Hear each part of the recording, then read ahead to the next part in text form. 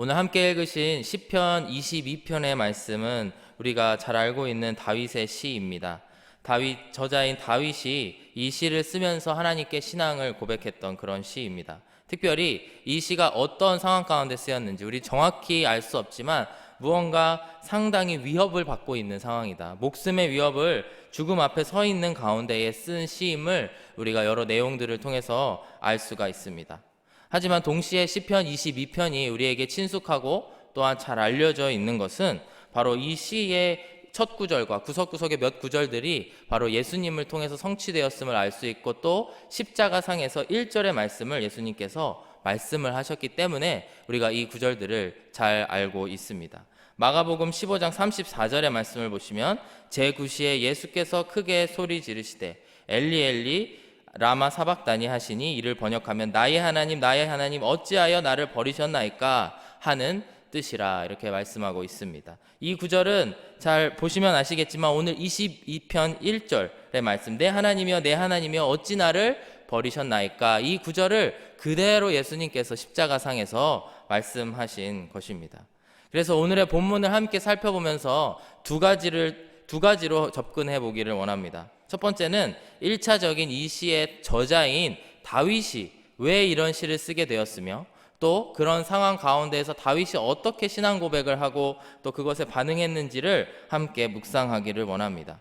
두 번째로 왜 예수님께서는 이 말씀을 그 십자가상에서, 그 너무나 중요한 그 시점에서 말씀을 하셨는지 살펴보기를 원합니다. 가상 7원이라고 하는 십자가상에서의 7마디를 예수님께서 남기셨는데, 그 구절 중에 하나가 바로 이 구절인데 왜 예수님께서 그걸 우리에게 주셨는지, 또 이 신약 시대를 살고 있는 저희들에게 어떤 의미가 있는지를 함께 알아보기를 원합니다. 우선 다윗에 대해서 함께 볼 텐데요. 다윗은 엄청난 고통 가운데에 이 말씀을 쓰고 있음을 우리가 알 수 있습니다. 그리고 이 시를 쓰고 이것을 읽을 때에 우리 가운데에 어떻게 해야 되는지 바로 이 1절에 보시면 이 표제어가 나와 있습니다. 여러분 성경을 피시게 되면 그 22편 내 앞에 이렇게 설명이 나와 있죠. 다윗의 시 인도자를 따라 아헬레샤할에 맞춘 노래, 이렇게 되어 있습니다. 이 시편들은 이스라엘 민족들 가운데에 함께 그것을 노래하고 나누었던 그런 구절들이기 때문에 이것을 함께 노래에 맞춰서 함께 이스라엘 사람들이 불렀던 그런 노래입니다. 여기서 아할레샤할이라고 하는 것이 무슨 의미냐면 새벽 사슴이라는 뜻을 가지고 있다고 합니다. 새벽 사슴의 곡조란 무엇일까요? 새벽 사슴이라고 하면 사실 저희들에게는 이렇게 피부로 와닿지는 않습니다. 근데 이스라엘 사람들, 유대인들에게 이 새벽 사슴과 같은 노래를 불러라 그러면 무엇이냐면 절대적인 도움이 필요한 그런 상황을 이야기합니다. 절대적인 도움, 나의 힘으로는 벗어날 수 없는 그 상황 가운데에 있을 때에 하나님께 구원을 원하고 간구하는 그런 곡조로 불러라 라고 되어 있는 것입니다. 그래서 이제 구약 성경을 헬라어로 번역하게 된 70인경에 보면 여기서 암사슴이라고 쓰여진 이 단어가 도움이라고 의역이 되기도 합니다. 즉 우리가 도움을 구해야 되는 상황 가운데에서 불러야 되는 노래를 오늘 시작을 하고 있다라는 것을 알기를 원합니다. 그렇다면 시편 22편에서 다윗은 어떠한 고난 가운데에 있는지 크게 세 가지를 우리가 볼 수가 있습니다. 첫 번째는 하나님이 나를 버리신 것 같다고 여겨지고 있는 그 상황이 다윗에게는 어마어마한 고통으로 다가오고 있습니다. 1절의 말씀을 다시 한번 보실까요? 내 하나님이여 어찌 나를 버리셨나이까, 어찌 나를 멀리하여 돕지 아니하시오며 내 신음소리를 듣지 아니하시나이까, 이렇게 말씀을 하고 있습니다. 두 번째의 상황은 아무리 기도해도 하나님이 응답하지 않으시고 침묵만 하시는 것 같은 그런 느낌이 들 때의 고통을 이야기하고 있습니다. 2절의 말씀을 보시면 내 하나님이여 내가 낮에도 부르짖고 밤에도 잠잠하지 아니하오나 응답하지 아니하시나이다. 즉 고통 가운데에 하나님께 다가갔고 그리고 하나님께 부르짖었으나 1절 응답이 없는 것 같이 느껴지는 그 상황, 그 어두움 속에 있는 것과 같은 그런 상황 가운데에서 다윗이 이 시를 고백했음을 알 수가 있습니다. 여러분은 어떠한 때에 하나님께 부르짖으셨습니까? 우리 가운데 어려움이 있을 때 우리가 하나님께 부르짖을 수가 있는데 그때 하나님이 응답하지 않으시는 것 같은 그런 상황을 경험하신 적이 있으신지요? 그때를 생각하시면서 오늘 다윗이 그런 상황이었겠구나 생각하시면 될 것 같습니다. 욥은 욥기 23장 8절과 9절에서 이렇게 고백을 하였습니다. 그런데 내가 앞으로 가도 그가 아니 계시고 뒤로 가도 보이지 아니하며 그가 왼쪽에서 일하시나 내가 만날 수 없고 그가 오른쪽으로 돌이키시나 배울 수 없구나. 살다 보면 이런 일들이 많이 있습니다. 하나님께 뜻을 구하고 하나님께 도움을 구하지만 마치 내 소망이 끊어진 것과 같이 앞이 보이지 않은 그런 때가 우리 삶 가운데에 반드시 있다라는 것입니다. 어떠한 분들은 지금 그런 시절을 지나가고 계실지도 모르고요. 저희들 가운데에서는 과거에 그런 일들을 경험하시고 지금은 그것을 벗어나신 분들도 계실 것입니다. 그리고 우리가 앞으로 이런 상황을 맞이하지 않으리라는 법이 절대 없기 때문에 이 말씀들이 더욱 저희들에게 다가오는 말씀이 되는 것입니다. 그렇다면 다윗은 세 번째로 이런 고난을 말하고 있는데요. 바로 6절의 말씀을 보시면 그의 나의 고난을 보고 조롱하는 사람들 때문에 받는 고난을 이야기하고 있습니다. 나는 벌레요 사람이 아니라 사람의 비방거리요 백성의 조롱거리이니다. 이러면서 쭉 이런 이야기들이 나오고 있습니다. 내적으로는 하나님이 나를 버리신 게 아닐까? 하나님이 나의 기도를 들으시지 않는 게 아닐까? 라는 의문이 싹트고 있을 때에 외적으로 더 큰 어려움이 찾아오는데요. 바로 사람들의 시선, 사람들이 나를 곱게 보지 않는 것과 같은, 조롱하는 것과 같은 그런 일들이 다윗이 경험하고 있는 그런 상황이었다라는 것입니다. 다윗은 이런 상황에서 어떻게 반응을 하고 어떻게 하나님 앞에 다가갔는지 함께 살펴보시기를 원합니다. 다윗의 반응이 매우 흥미롭습니다. 다윗은 어떻게 이 고난 가운데에 하나님 앞에 다가갔을까요? 두 가지가 있는데요. 그는 우선 첫 번째로는 어려움을 가감없이 하나님 앞에 호소하고 있습니다. 하나님께 탄식하며 하나님 저가 괴롭습니다. 제가 너무나 힘듭니다. 라고 고백을 하고 있습니다. 그런데 흥미로운 부분이 무엇이냐면 동시에 그는 중간중간에 하나님을 계속해서 찬송하고 있습니다. 탄식을 하고 찬송을 하고 탄식을 하고 찬송을 하고 이것이 계속해서 반복이 되어가고 있는 것이 바로 오늘 말씀인 시편 22편의 전반부의 말씀이라고 할 수가 있습니다. 함께 살펴보실 1, 2절의 말씀에서 하나님이여 어찌 나의 기도를 듣지 않으십니까? 어찌 나를 버리셨습니까? 탄식을 하게 되지만 3절의 말씀을 보시면 이렇게 찬송을 올립니다. 이스라엘의 찬송 중에 계시는 주여 주는 거룩하시니이다. 이렇게 찬송을 하게 됩니다. 그리고 6절과 8절에서는 또다시 탄식이 이어집니다. 나는 벌레요 사람이 아니라 사람의 비방거리여 백성의 조롱거리니이다. 나를 보는 자는 다 나를 비웃으며 입술로 비죽거리고 머리를 흔들며 말하되 그가 여호와께 의탁하니 구원하실 걸 그를 기뻐하시니 건지실 걸 하나이다. 이 사람들이 조롱하는 모습들을 이렇게 묘사를 하고 있습니다. 근데 그러고 9절의 말씀을 보시면 또다시 찬송을 하는데요. 오직 주께서 나를 모태에서 나오게 하시고 내 어머니의 젖을 먹을 때에 의지하게 하셨나이다. 이러면서 나를 창조하신 하나님을 찬송하고 또한 하나님밖에 없음을 고백하고 있습니다. 도대체 다윗은 왜 이러는 걸까요? 왜 온탕과 냉탕을 오가는 것과 같은, 오늘날 정신의학과의 용어를 빌리자면 정신분열이 있거나 아니면 조울증이 있거나 이런 것일까요? 전혀 그런 것이 아니죠. 다윗의 반응을 우리는 어떻게 이해를 해야 될까요? 그는 진정으로 괴로워하고 있습니다. 그는 너무나 괴로워하고 있기 때문에 그 가운데에 찬송도 했다가 탄식도 했다가 그 상황을 오가고 있고 그것을 가감없이 오늘 시편 22편에 기록을 하고 있다는 것입니다.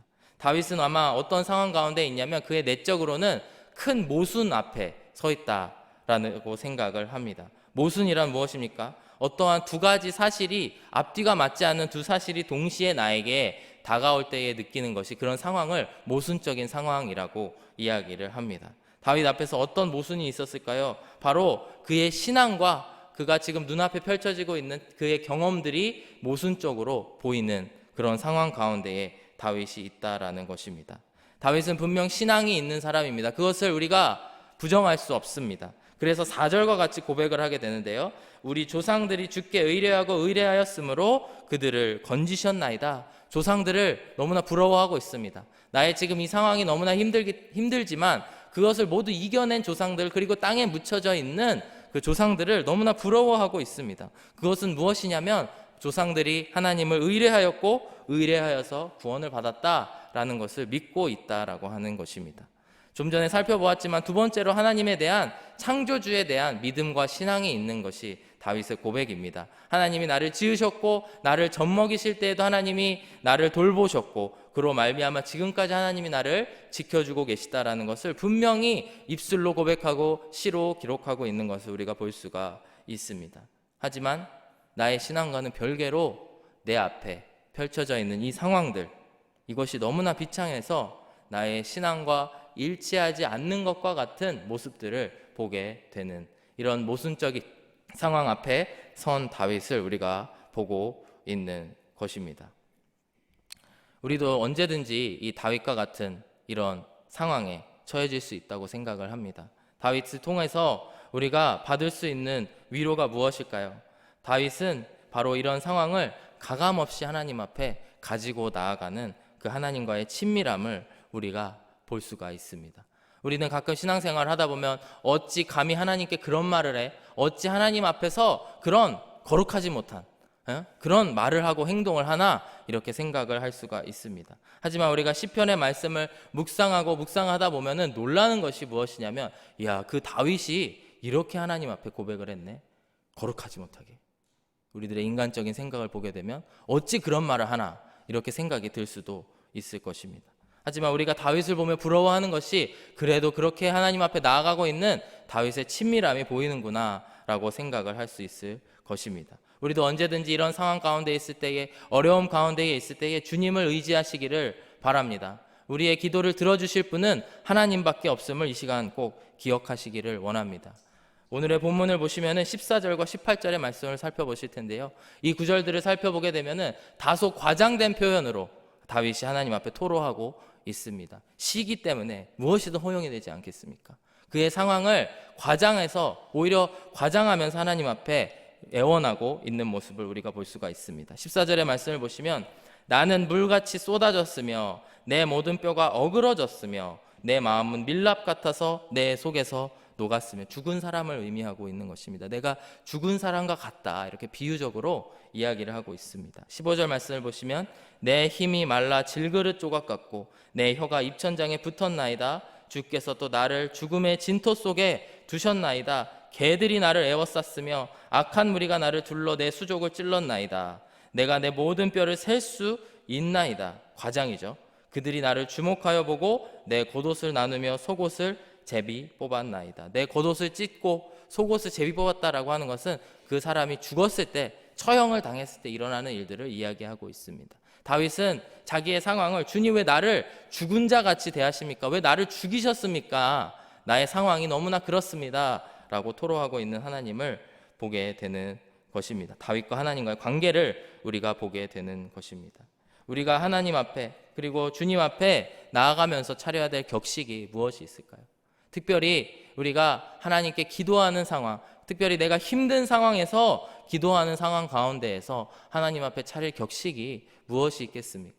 오늘도 하나님의 자녀답게 주님 앞에 다가가시고 주님 앞에 고백하시고 간구하시는 저와 여러분들이 되시기를 간절히 바랍니다.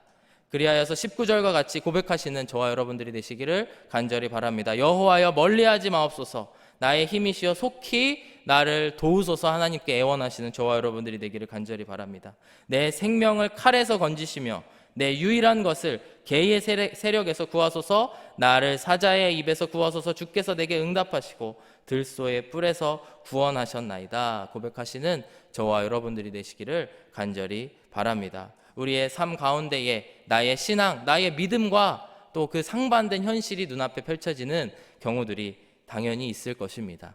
그런 상황에서 하나님 왜 나한테 이런 상황을 허락하셨습니까? 하나님 앞에 솔직히 나아가시고 또 그 가운데에 우리의 구원자 되시는 하나님 앞으로 나아가시는 그런 친밀함을 가지시는 저와 여러분들이 되시기를 간절히 바랍니다. 다윗은 이 어려움을 이렇게 고백하였고 그리고 그로 말미암아 하나님 앞에 간구하며 나아갔다는 것을 우리가 함께 살펴보았습니다. 오늘 말씀을 통해서 우리가 두 번째로 살펴보게 될 것은 무엇이냐면, 그렇다면 왜 예수님께서는 이 말씀을 십자가 상에서 말씀하셨는가에 대해서입니다.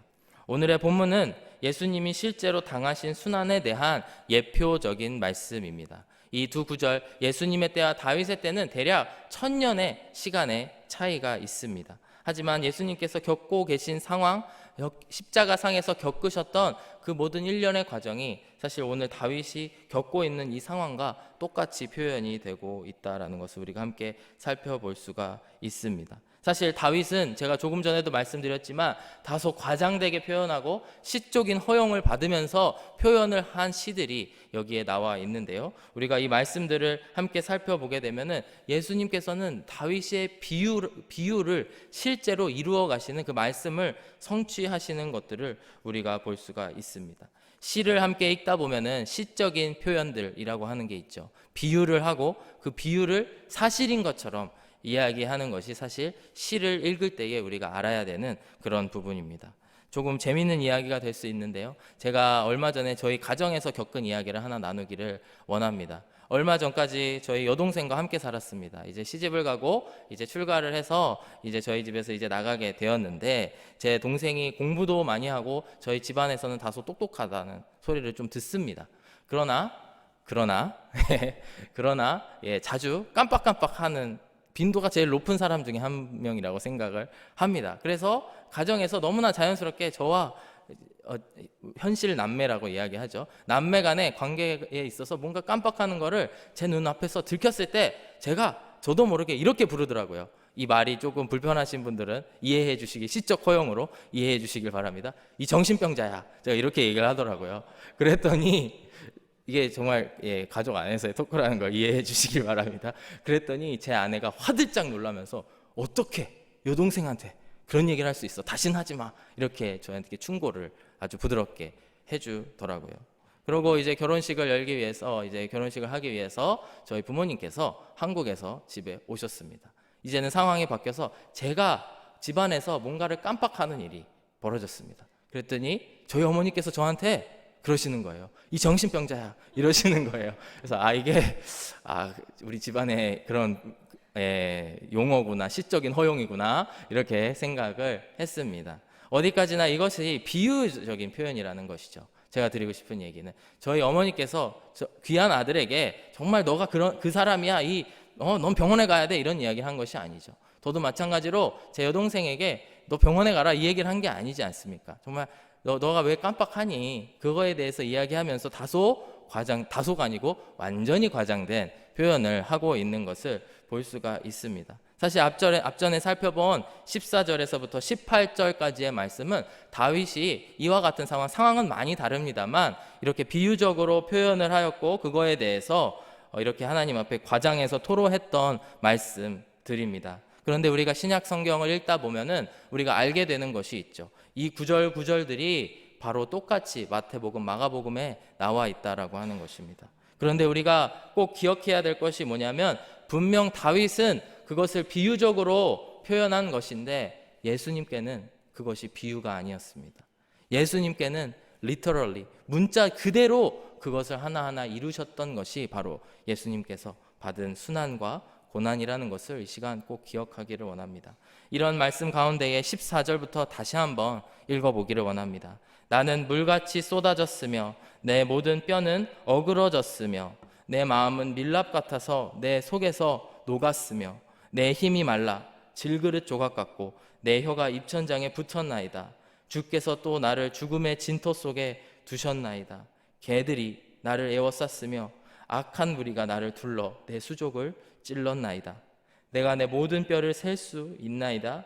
그들이 나를 주목하여 보고 내 겉옷을 나누며 속옷을 제비 뽑았나이다.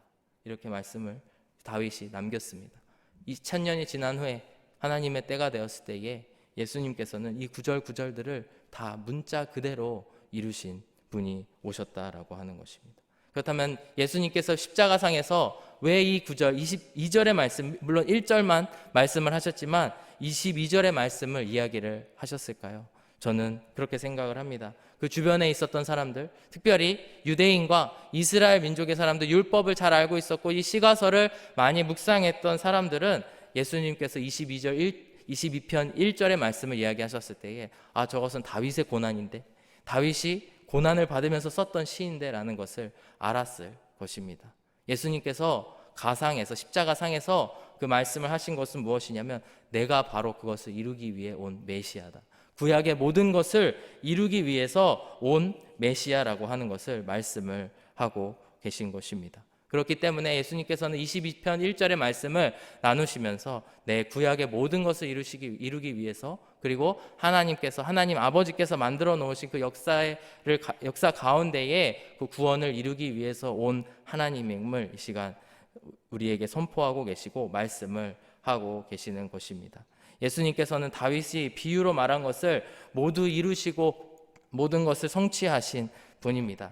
그게 어떻게 가능했을까요? 바로 첫 번째는 역사의 주관자이신 창조주 하나님, 오늘 다윗도 고백을 하지만 그 창조주 하나님께서 계시고 역사를 운행하시기 때문입니다.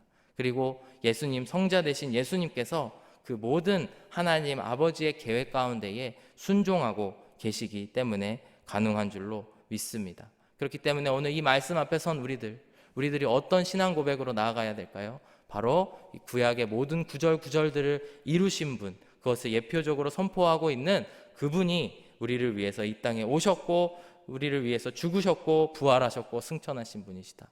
이 시간 믿으시는 저와 여러분들이 되시기를 간절히 바랍니다. 이사야서 53장 5절의 말씀을 잘 아실 텐데, 그가 찔림은 우리의 허물 때문이요 그가 상함은 우리의 죄악 때문이라. 그가 징계를 받음으로 우리는 평화를 누리고 그가 채찍에 맞음으로 우리는 나음을 받았도다 말씀하고 있습니다. 이 모든 것을 이루시기 위해 오신 분이 예수님임을 오늘 이 말씀을 통해서 반드시 기억하시기를 바랍니다. 말씀을 준비하면서 자꾸 생각난 찬양이 있습니다. 이런 찬양입니다. 사랑하셔서 오시었네, 말씀하신 대로 본이 되신 예수, 얼마나 아프실까. 갈보리 언덕 그 십자가. 아버지의 뜻 이루소서. 점여오는 아픔 모두 거두시리. 얼마나 아프실까. 처절한 고통 그 십자가. 피 흘림 없이 이룰 수 없네. 고난 받을 이유 없으신 주. 순종하셨네. 그 십자가 지셨네, 우릴 위해. 예수님께서는 우리의 허물 때문에 십자가에 달려 돌아가셨습니다. 오늘 그 말씀을 꼭 기억하시는 저와 여러분들이 되시기를 간절히 바랍니다. 그래서 우리가 고난 가운데 있다, 고난 가운데로 들어가고 있다는 것이 무엇이냐면 바로 이 예수님의 고난을 우리가 공감할 수 있는 상황 속으로 들어가고 있다는 것을 꼭 기억하시기를 바랍니다. 우리는 암사슴과 같아서 절대적인 하나님의 도움이 필요한 존재들입니다. 그리고 때로는 우리의 눈이 어두워서 하나님이 우리를 버리신 것 같고 하나님의 나의 기도를 들으시지 않는 것 같은 그런 순간들이 있습니다. 하지만 그것을 뛰어넘는 것이 무엇이냐면 나를 창조하시고 이 세상을 창조하신 하나님께서 우리를 구원하시기 위한 그 계획 가운데에 예수님을 보내셨고 예수님이 그 계획에 순종하셨다라는 것입니다. 그리고 그 모든 것을 이루시고 십자가에서 승리하신 분이 나의 구세주임을 이 시간 꼭 믿으시기를 바랍니다.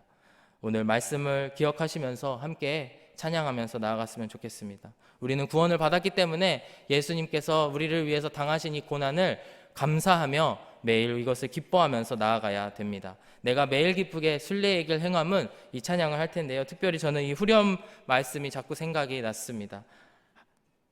성령이 계시네, 할렐루야 함께 하시네, 좁은 길을 걸으며 밤낮 기뻐하는 것 주의 영이 함께함이라. 이 말씀이 있습니다. 날마다 우리가 나아가는 길은 고통의 길 같고 좁은 길 같고 정말 세상적으로 봤을 때 사람들이 조롱하는 길 같을지 모릅니다. 하지만 그 가운데에 내가 기뻐하며 나아갈 수 있는 것은 하나님의 영이 나와 함께 하시고 또 나를 위해 죽으신 예수님이 계시기 때문인 줄로 믿습니다. 이 시간 함께 박수 치시면서 우리 기쁜 마음으로 함께 찬송하며 나아가기를 원합니다.